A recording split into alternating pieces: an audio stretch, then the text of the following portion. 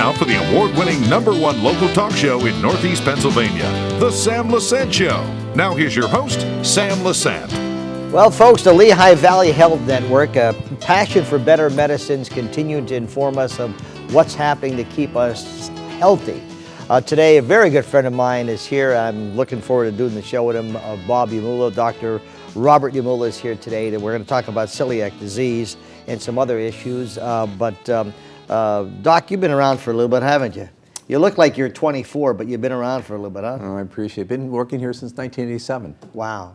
We were just talking about your daddy, how he was ahead of his time. He really was. You know, I'll never forget when I had him. I've had him on the show a number of times, and we were talking about BRA1 and BRA2, and I had to spend an hour and a half in his office to get a lecture as to what it's all about. He was so ahead of his time; it was amazing. You know, it's just a great person. He's truly missed. He really was. Now, you're the guy that it took me 3 years. You know, here's the big baby here, okay, folks. I'm the big baby to go for a colonoscopy. You know, Benio said you got to go for because I'm afraid, I'm scared, etc. Because I'm a big baby. And then you were so gracious. So, when we had the first colonoscopy, it was like a piece of cake. It was like nothing, you know what I mean? Like people get. That's what we try. No, really, it was. I mean, even the prep wasn't that bad. But I had this thing build up that it was going to be so scary, and all these different things people are. But it was just like nothing. I mean, your staff is fabulous. You were great. It was like piece of cake. I mean, what do you tell people like me? Well, we love the staff. We've been together for over 20 years. Yeah. Our junior people have been around for 20 years. Yeah. And the worst part is the prep. And the nice thing about colonoscopy, it's the one screening test where we can prevent disease. Every other screening test, we're looking for early cancers. Here's one where we can prevent one. If we can find polyps, we can lower and remove them. We can lower the risk of colon cancer. Or if we can find colon cancer before it's spread, there's a much greater chance of curing it and a lot easier way of curing it than. And here again, a rule of thumb is once every 5 or 6 or 7 years. What is it that It's funny how the government works. You're entitled to a colonoscopy. That's the exact wording, and you can have one every. They never say you can have one every 10 years, but for screening somewhere 10 years or less.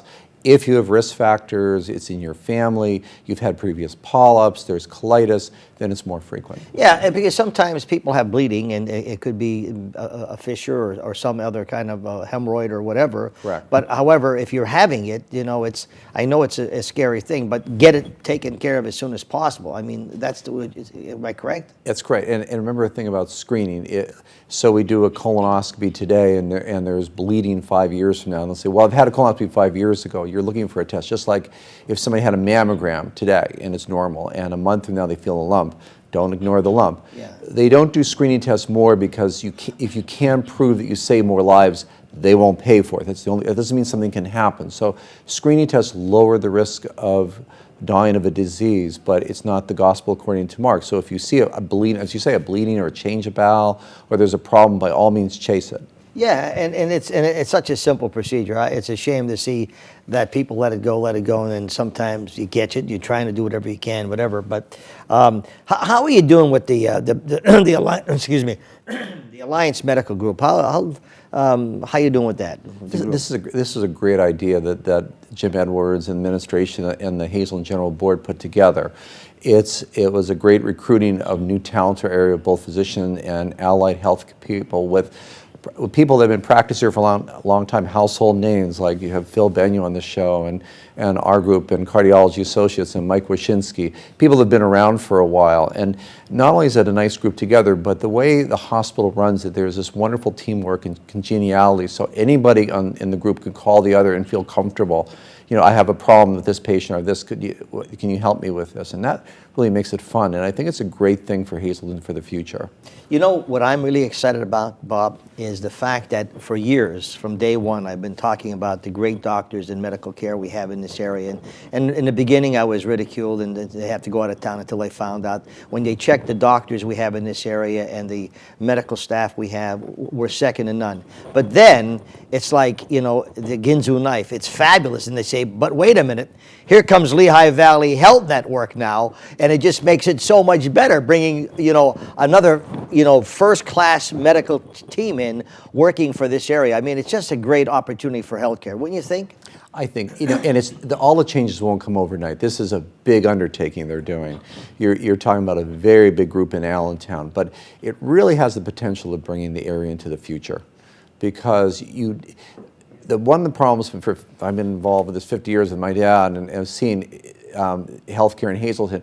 In the northeastern Pennsylvania, it's a bunch of small towns where mostly there's individual practices. And as healthcare moves forward, first of all, that gets harder and harder. And to have an integrated group is really the way of the future. And like I said, what Lehigh Valley, what they bring to the table, working with a great force, I just think it's such a positive thing. In terms of we talked about celiac disease. What is celiac disease? Celiac disease is really an allergy to something called gluten. And gluten is unfortunately, our Western diet is really wheat-based. Gluten's in wheat, barley, and rye, and this protein can cause a reaction, almost like a poison ivy on your skin, where it beats up the small intestine, and now you have trouble absorbing things.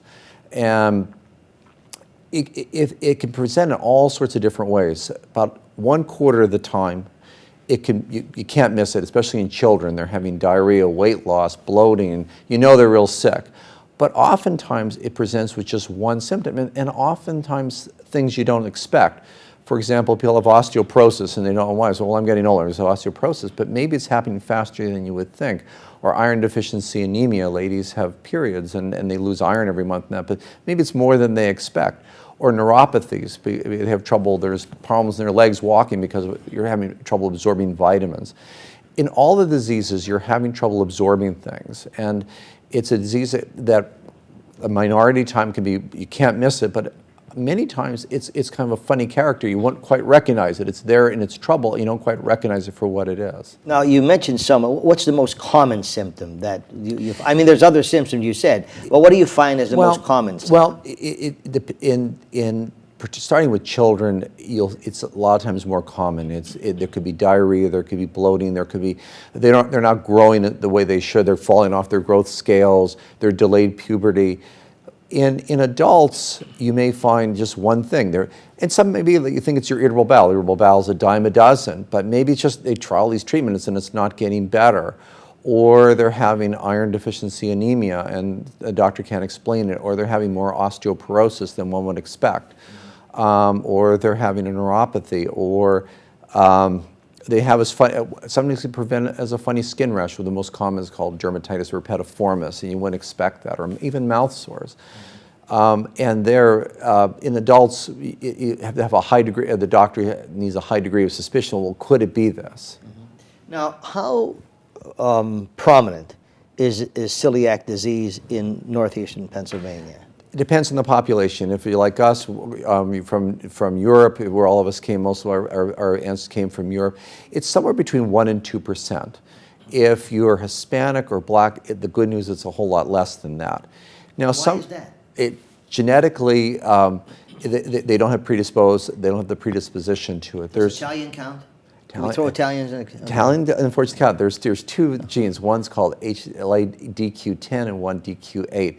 And you have to have one of those genes. And most of us from Italy or Poland or wherever we came from, the Slavics or England, a lot of us carry those genes. Now, just because you have the gene doesn't mean you'll get the disease, but you've got to have it to make this disease possible.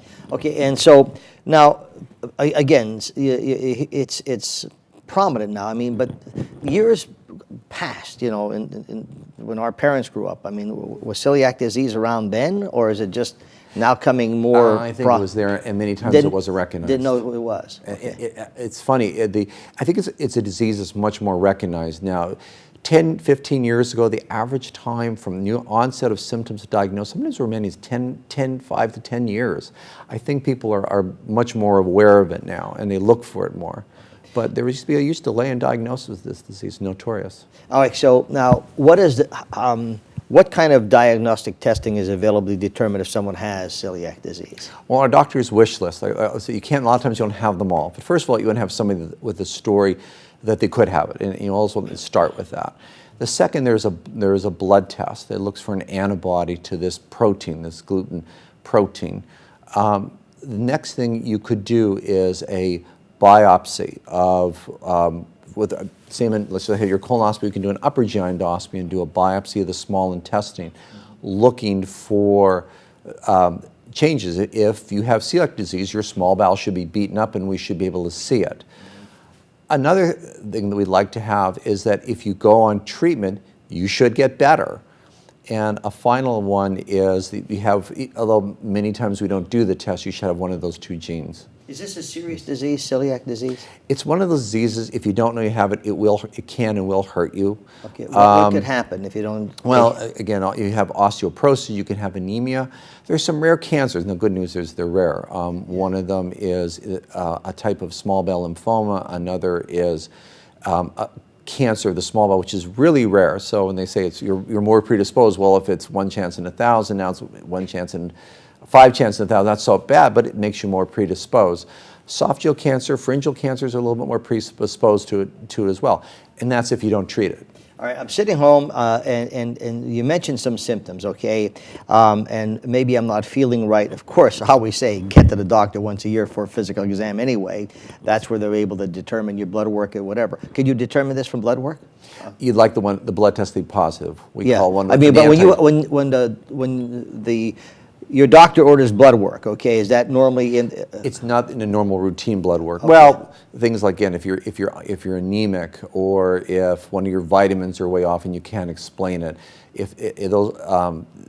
they may pick it up there, but there are specific blood tests for it as well. Okay, folks, I'm talking to Dr. Robert Yamulla from the Lehigh Valley Health Network and also from the Alliance Medical Group, affiliate of Lehigh Valley Health Network. Second to none, a passion for better medicine.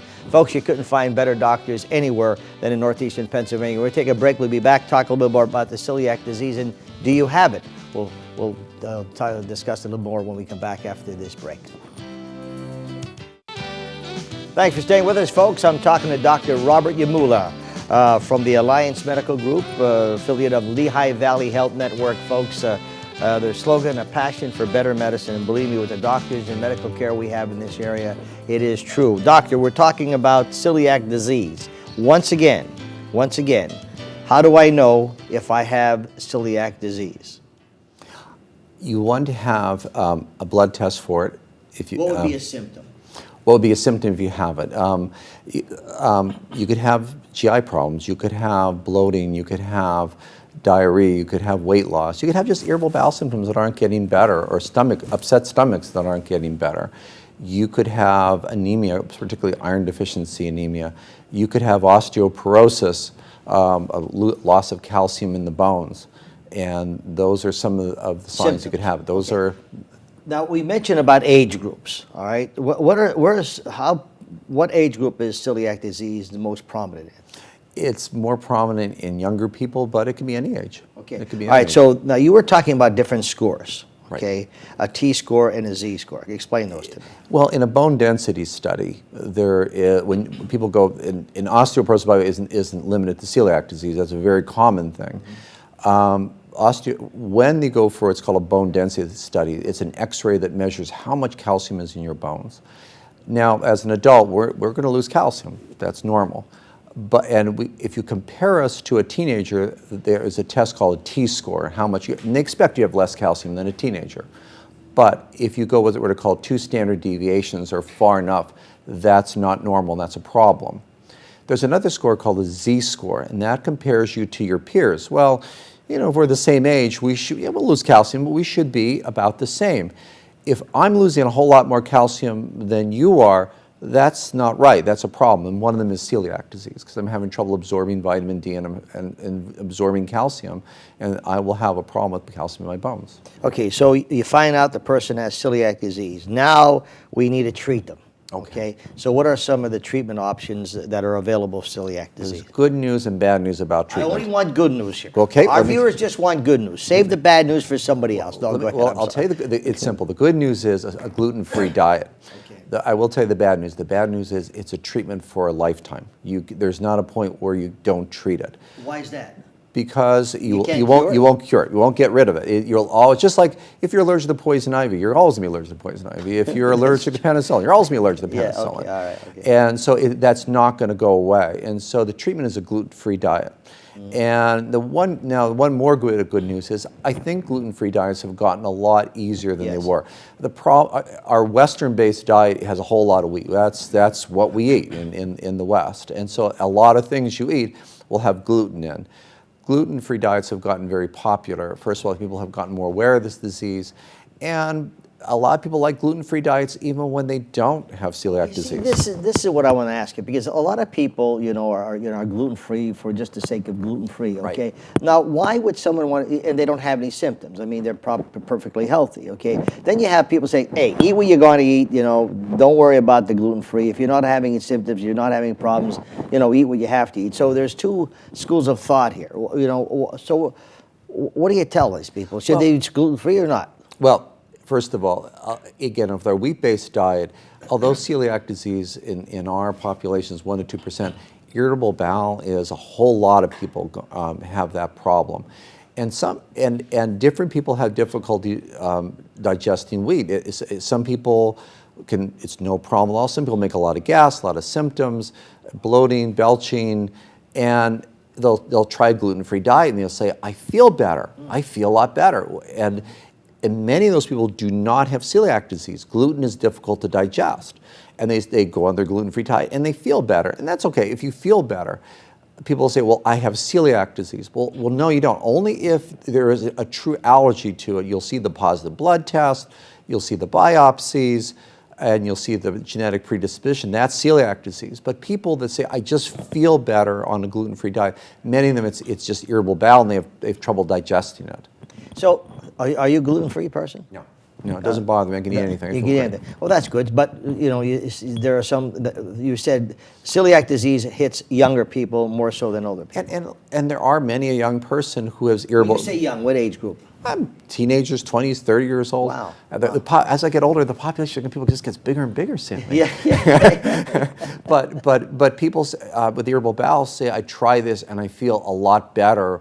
And that's okay. That's okay. I mean, you should still have a well-balanced diet and make sure that when you're eliminating things that are there's still a well-balanced, despite the fact that it's gluten-free. It is a little trickier, and you should do your homework on it. But if you feel better, there's nothing wrong with that.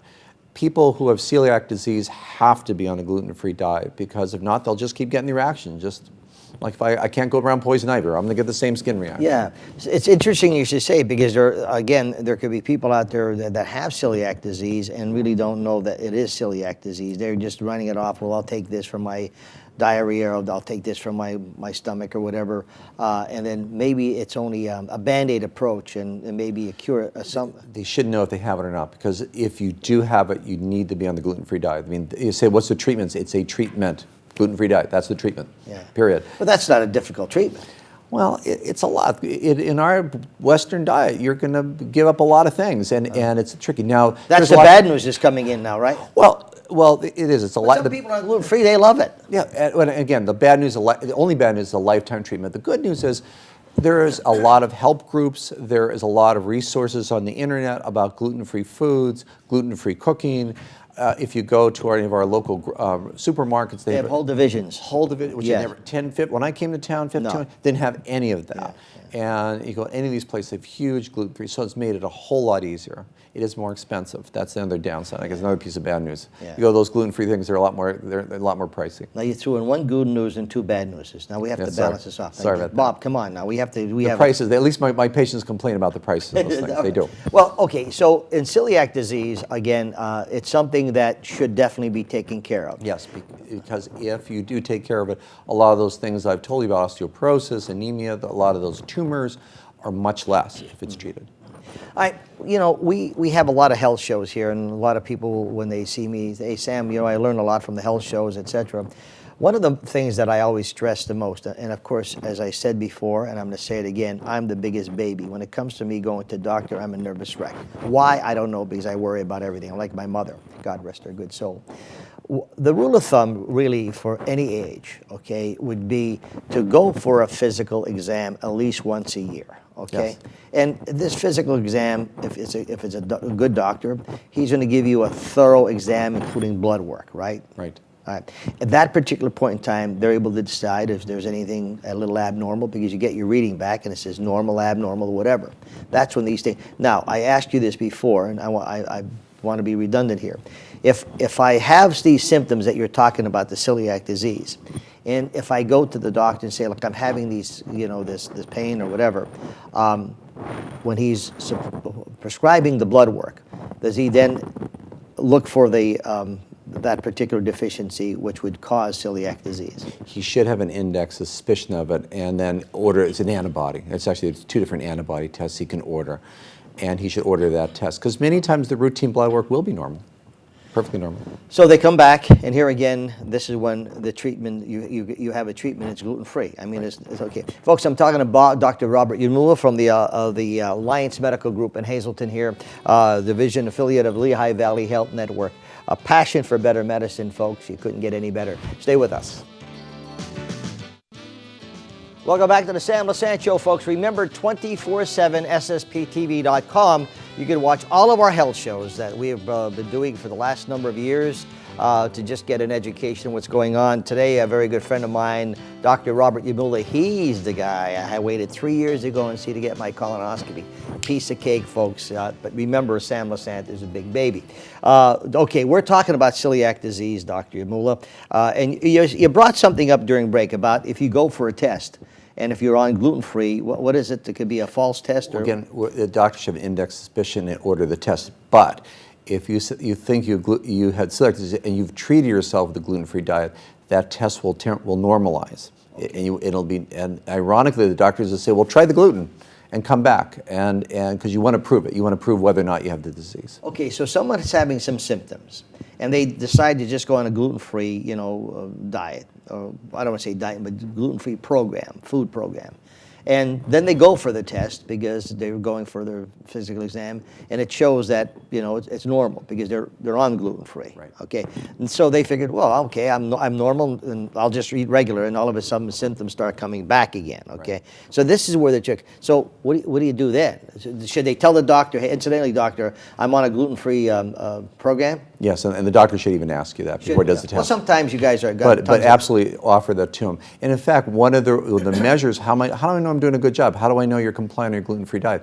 I'm going to keep ordering that blood test because the blood test should normalize. Yeah. If you're doing the diet right, it should normalize. So that's one of the ways I know that we're successful treating the celiac diseise. Well, that's here again. What we have available today in medicine, what you guys do it's amazing. I admire you guys so much because there's so much that you have to always be concerned about and following, and especially today, crossing T's and dotting I's and making sure that everything is the way it should be because you don't want to have any of the screw-ups. Well, the good side of that, too, is it means that we have treatments. Before, we didn't have treatments for stuff. Being a doctor was easy. If it was 200 years ago, it was easy. You couldn't treat anything. Give aspirin, give morphine. Yeah. It's a two-edged sword. It gets harder, but in some ways that's good because that means I've got things to offer, and I should be offering them. Yeah. Before, when I didn't have something to offer. And so in many ways, that's a good thing, not always a bad thing. So, Bob, you've learned a lot in 20 years, haven't you? How things have changed. You can't imagine. Oh, I could imagine. I mean, just as a layperson. It's amazing. But when you're into medicine, and now that when you have a great group, a super group like Lehigh Valley Network coming in, all right? And for those people who thought it was, not a good thing, they're absolutely 100% dead wrong because this is a great thing, bringing, the Lehigh Valley in. Now working with you doctors and sharing a lot of medical ideas. Well, for a lot of these tougher problems that now there's treatments for, a standalone practice many times can't treat them. A lot of the tests, like, for example, endoscopic ultrasound or all the fancy ERCP things, to try and do that all by yourself, you're never going to be as good as a person who does it all the time. But that's what they do. And for them, it's a piece of cake. Yeah, and the good news is, Bob, is that there are facilities for if you find something. With this integrated system, yeah. It really shows, it offers you so much more potential. Yeah, and to save a lot of lives, it's just a matter of precaution, just getting those people right. to get that. And I always say it's always like 3 years. Why do I wait 3 years to get a colonoscopy when Benyo was saying to me, go and get a colonoscopy, go and get a colonoscopy? Because we take care of everybody by ourselves. That's the problem. I'm guilty too. Yeah. We take care of everybody but ourselves. And, yeah. and that's something we have to say, wait a minute, it's important that I'm around to take care of everybody else, so therefore I should do it. I'm one of those guys, what if they find something? Well, if they find something, Fix it. Yeah, fix it. That's my wife. She tells me, look, you get it done, they'll fix it, okay? I mean, and that's a good thing. So the celiac disease is something that somebody should really be concerned about. I mean, it's not like a life sentence that you're going to, No, but it's something you should. The treatment, and the treatment is getting easier because celiac gluten-free diets are so much more popular. All right, getting back to the colonoscopy, because I'm bugger with those, because I think I've seen a lot of people save their lives. What age should you start getting colonoscopies? Age 50, unless you have risk factors, a big family. If people have had tumors around them, you may want to go 10 years before that. So if you have a history in your family of having polyps or tumors or whatever, you should definitely go. If you had a parent who had colon cancer at age 52, you should be thinking about age 42. And get your exam in. Exactly. Well, you tell your coworker I said hi. He's a great guy, Dr. Polishevsky. He's a very, very nice person. Yeah, well, and your staff is fabulous. Aren't they? They're really great. Yeah. I can't brag enough about the people who work at the hospitals, the nurses, the aides, the people who are the secretaries, everybody who works there, administration, maintenance, etc. They all have a good attitude. They really make work fun. It's just such a great place to go. And I saw that when I came up there, the hospital do that, staff they couldn't do enough for you. They really couldn't do enough for you. It's such a pleasure to work there with them. It is. It really is such a pleasure. And they have individual lives too, and they come in and they just focus on the patient. And with Lehigh Valley Health, when Lehigh Valley Health we begin with, always focused on that patient and made sure that the patient was taken care of from A to Z, and that's great. Hey, always nice seeing you, Bob. Thanks for having me. Folks, Dr. Robert Yamulla from the Alliance Medical Group. Folks, if you feel that you have symptoms of celiac disease, get to your doctor, indicate what the symptoms are. There is a fix out there, as Dr. Yamulla said. If you have any questions or concerns, please call them at the Alliance Medical Group. They are affiliate of Lehigh Valley Health Network. And remember, their slogan, a passion for better medicine. We'll see you next time.